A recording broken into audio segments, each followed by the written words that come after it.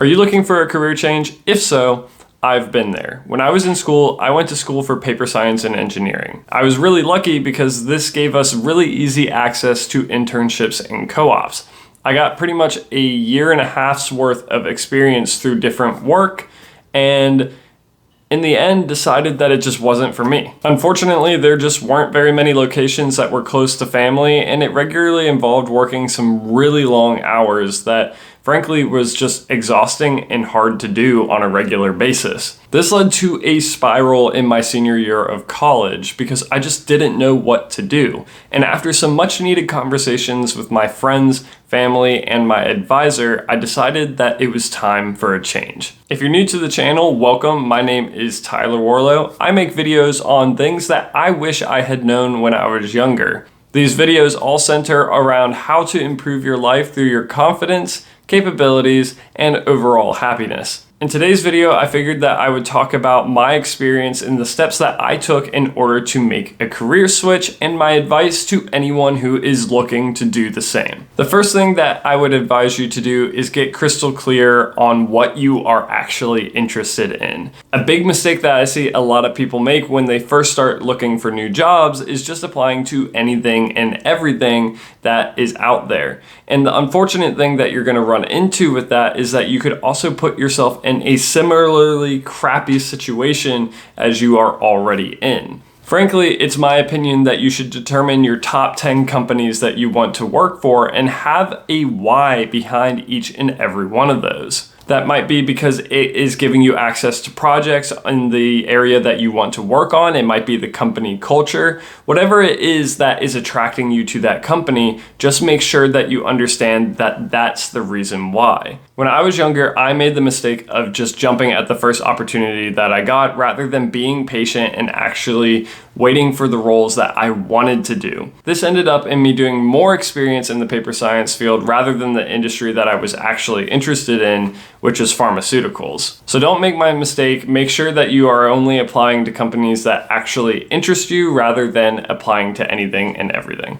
The next thing that you're going to want to do once you've established the companies that you want to work for and your whys behind them is do some research into those actual companies. Don't just take the company at its face value. First off, if this is a new industry for you, you're going to want to take some time to learn some of the basics of this industry. When I first started looking for jobs, I knew nothing about the pharmaceutical industry. And unfortunately, it was pretty apparent in some of my interviews. And places don't really want to hire you if you don't know what you're talking about. It doesn't matter how much you indicate to them that you are a teachable and trainable person if you don't at least have the fundamentals underneath your belt. Why would someone hire you for a manufacturing role that you have no understanding of the industry that you're actually going into? Beyond just learning the basics of the industry, I would also extremely advise doing some research into the company that you're applying for. I highly recommend looking into the large projects that the company is into, the company's financials, the culture, and the benefits of the company. There are tons of easy ways to access this information. If you're looking for what kind of projects they're doing, they usually post this kind of thing on their website. In terms of their culture, I would highly advise reaching out to people on LinkedIn, getting to know current and past employees, and asking them what they like/dislike about the company.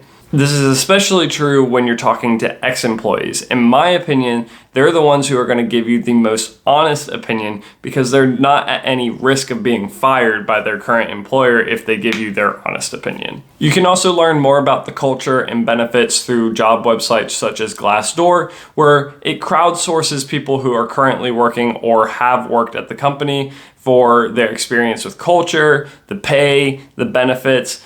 You do typically have to sign up, but it's usually free and the information is readily accessible. So I highly advise doing those things before you jump into a company, learning more about whether or not this is a place that you would actually be interested in working in and if they are giving you fair compensation, and getting to actually know the industry. The next thing that I'm going to recommend you do in terms of applying to new jobs in a new industry is make sure that you curate your resume to whatever industry that you're working in. First off, if you're the person who is putting all of your past work experience on your resume, don't do that. A lot of that experience is not going to be relevant to what you're applying for.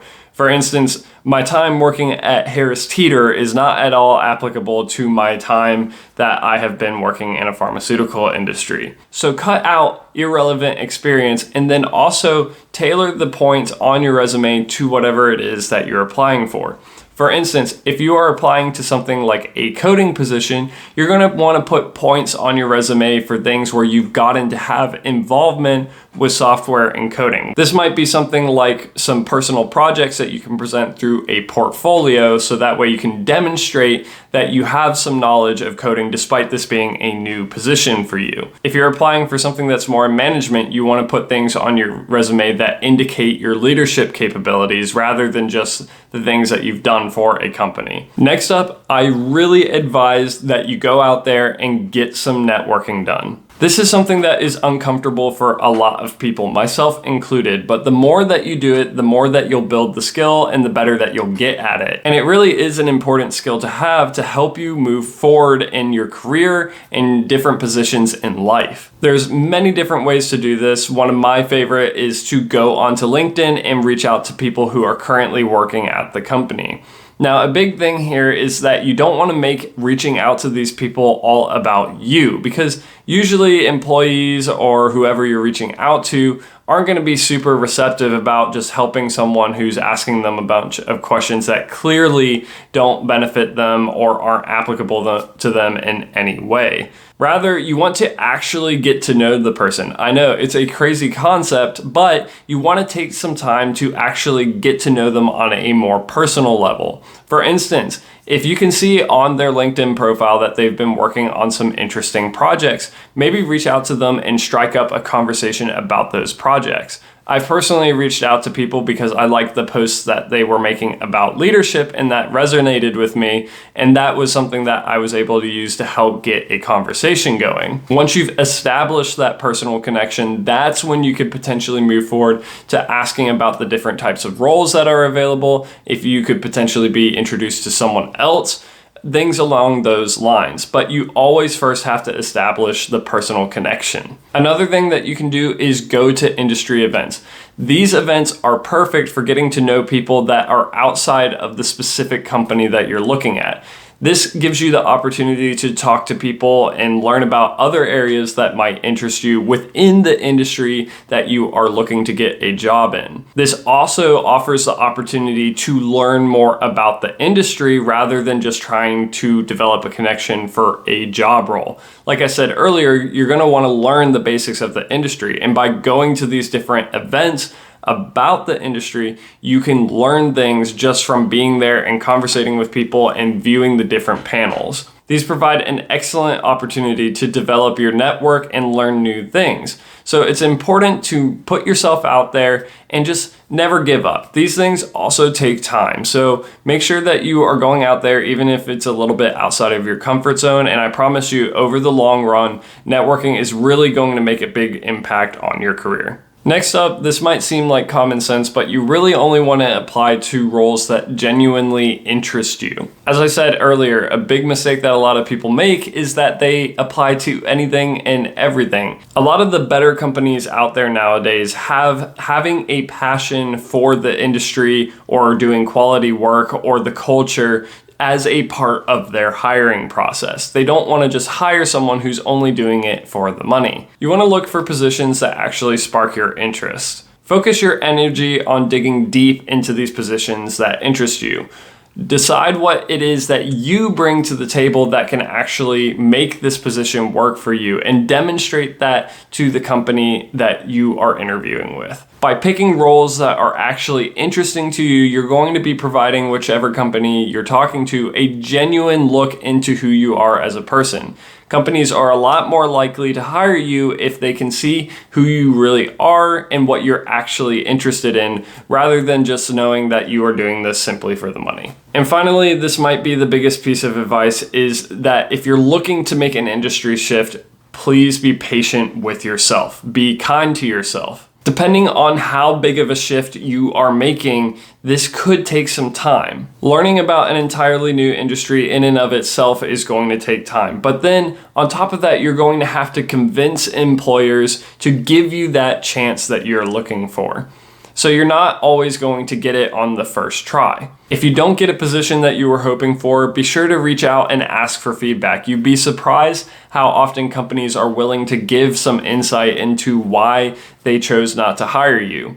Sometimes there was just unfortunately a better candidate, but other times they might be able to provide some insight onto the areas that you fell short. If the timeline is starting to get a little long and you really do need to start finding something soon, then maybe you should look into roles that might have a little bit lower of a barrier to entry. If you are really interested in whatever industry it is, you might have to start at a lower level than whatever you were at prior to this industry. I was having a really difficult time finding a role that allowed me to step into pharmaceuticals. So what I was able to do was start with an automation company that had automation roles in paper science, but then also had roles in pharmaceuticals. And then while I was there, I was able to express that I wanted to transition over to doing support for the pharmaceutical companies. And then I managed to get on a project that had me out at a pharma company for about a year until I switched jobs. This helped eliminate that initial barrier to entry that I had to the pharmaceutical entry by giving me at least a stepping stone towards that. But that's going to bring us to the end of today's video, y'all. I hope that you found the information in today's video to be helpful or informative. If you did, please be sure to leave a like and to subscribe to join me along in this self-improvement journey. If you have any of your own thoughts, ideas, or opinions, please be sure to leave a comment down below. I like to read and respond to all of them. If you're interested in more of my videos where I talk about career-related topics, be sure to check out this video right here where I talk about the best career advice that I've received so far in my 20s. If you're interested in more of my most recent stuff, be sure to check out this video right here. But until the next time, this is Tyler Warlow, signing off.